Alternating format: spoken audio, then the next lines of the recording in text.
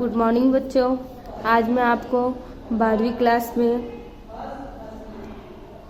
BA यानी कि वाणिज्य संचालन और व्यवस्था में पाठ 7 नियंत्रण में आपको आयोजन और नियंत्रण के बीच संबंध क्या है उसके विषय में बताऊंगी।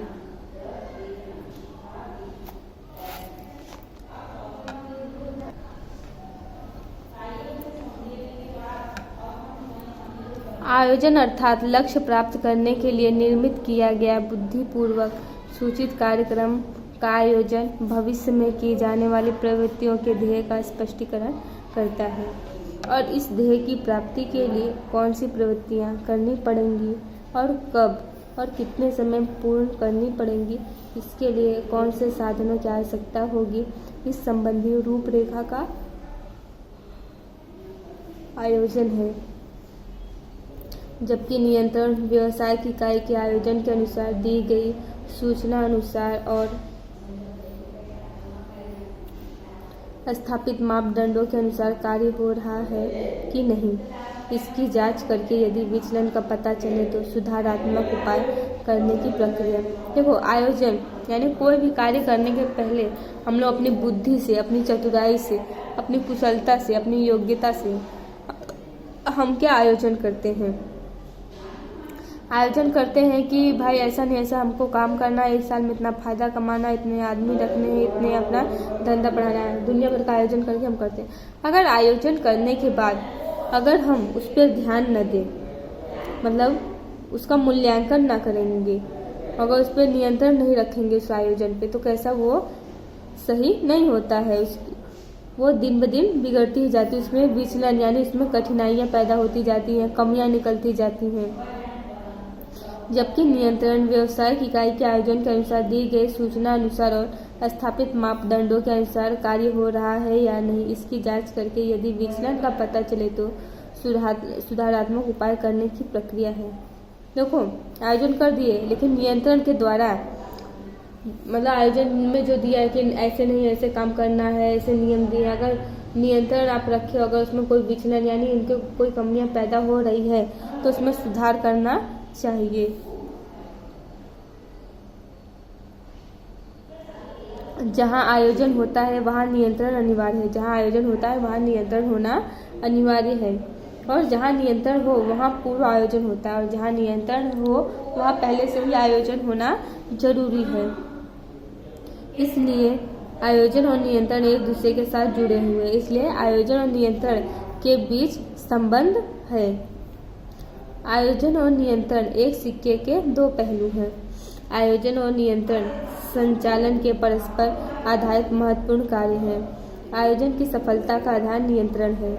नियंत्रण के द्वारा प्रवृत्तियों में रह गए विचलनों को खोजकर सुधारात्मक उपायों द्वारा उन्हें योग्य दिशा में ले जाया जाता है।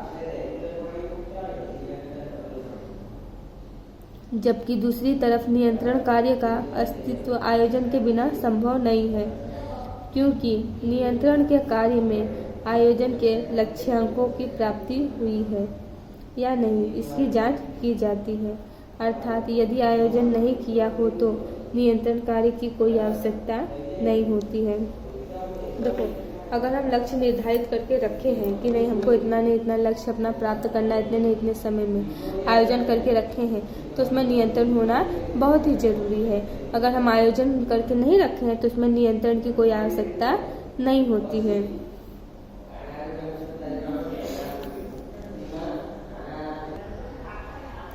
दूसरा है परिवर्तनों से सुरक्षा। आयोजन में जिन कार्यक्रमों का गठन किया जाता है उनका अमल आंतरिक एवं बाह्य परिबलों पर आधारित होता है। आयोजन में जिन चीज़ों का उपयोग किया जाता है उसका अमल हम आंतरिक रूप से और बाह्य रूप से करते हैं।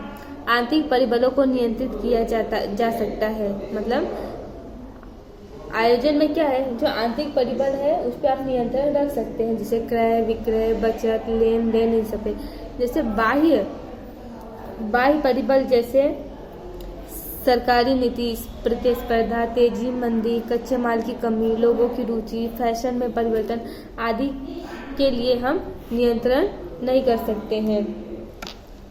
इन सब पर कैसे नियंत्रण करना आवश्यक होता है, पर इस पे बाह्य चीजों पर हमारा नियंत्रण नहीं हो पाता है। बाह्य तत्वों को समझकर उसके अनुसार सुधारात्मक उपाय करके आयोजन के अनुसार कार्य ही यह देखने का कार्य नियंत्रण का है। इस प्रकार आयोजन और नियंत्रण परिवर्तनों के समक्ष रक्षण प्रदान करते हैं। तीसरा है नियंत्रण के लिए आयोजन पूर्व शर्त। व्यवसायिक इकाई के लक्ष्य सिद्ध करने के लिए योजनाओं का गठन आयोजन करता है। योजनाओं के अनुसार प्रवृत्ति हो रही है या नहीं, यह देखने का कार्य नियंत्रण द्वारा होता है। नियंत्रण कार्य में कार्य के परिणामों की तुलना आयोजन के मापदंडों के साथ की जाती है और विचलनों की जानकारी होने पर सुधारात्मक उपाय भी किए जाते हैं। इस प्रकार नियंत्रण के कार्य के लिए आयोजन पूर्व शर्त है।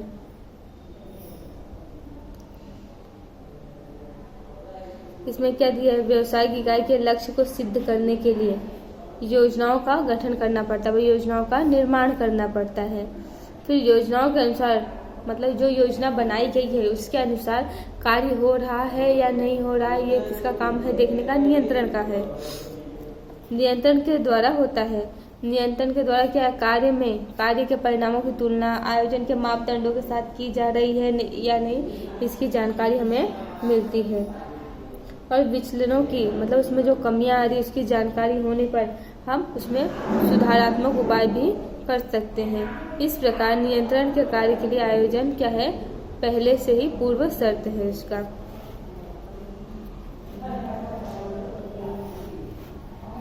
चौथा है आयोजन नियंत्रण का जन्मदाता है। आयोजन के कारण ही नियंत्रण